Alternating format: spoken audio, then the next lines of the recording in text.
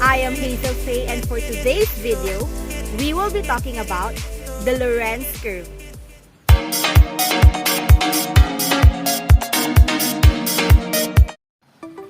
In economics, the Lorenz Curve is a graphical representation of the distribution of wealth or income within a population.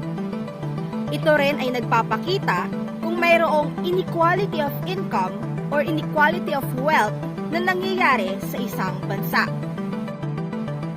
The Lorenz Curve was developed by Max O. Lorenz in 1905 for representing a wealth distribution.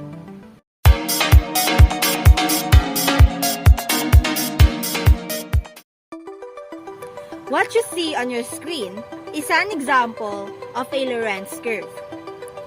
In this graph, we have a two-axis. The y-axis, which has the cumulative percentage of the income, and in the x-axis, which has the cumulative percentage of the population. In the middle of the graph, meron naman tayong makikitang horizontal line in a 45-degree angle. This line is what we call the line of perfectly equal distribution or the line of perfect equality. It signifies here that in a perfect equal country, 60% of their population gets 60% of their income. But in reality, we don't have a perfect equal country because every country, especially our country, which is the Philippines, have the rich and the poor people.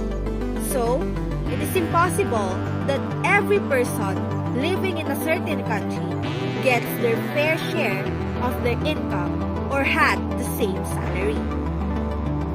That is why, in this graph, we can also see a two-curve line, which represents the country X and the country Y.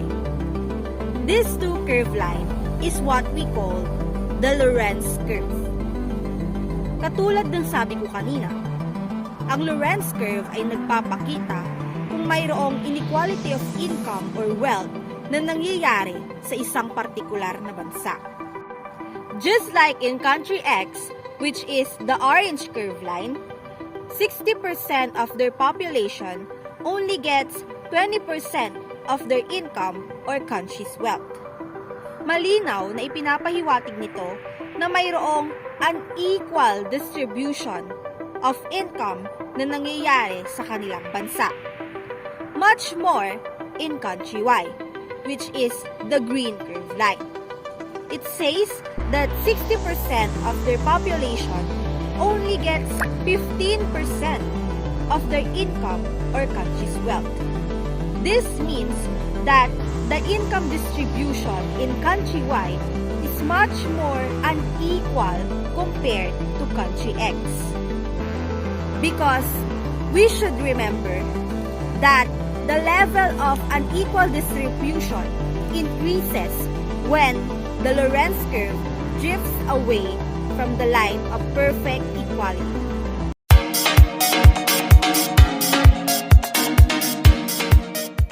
Many economists use the Lorenz curve because it is one of the simplest representation of inequality. Another one is that Lorenz curve can be used to show the effectiveness of a government policy to help redistribute an income. The impact of a particular policy introduced can be shown with the help of a Lorenz curve. How the curve has moved closer to the perfect equality line post-implementation of that policy. And Lorenz curve is normally used by the government for finding out techniques in assessing the inequality of wealth distribution in the country. This method is used to find solutions for taking care of those problems.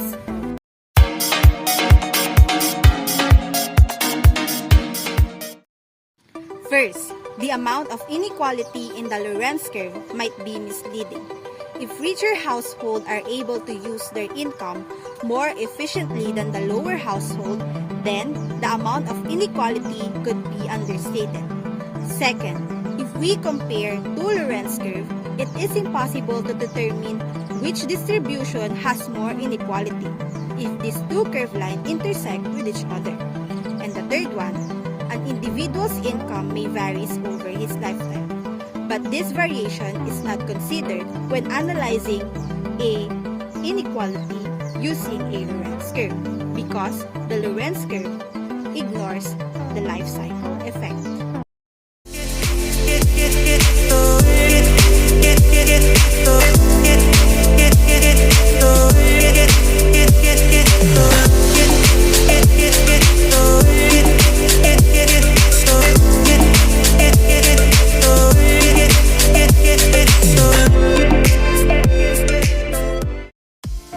That's the end of our video, and I hope that you learned something on our topic for today.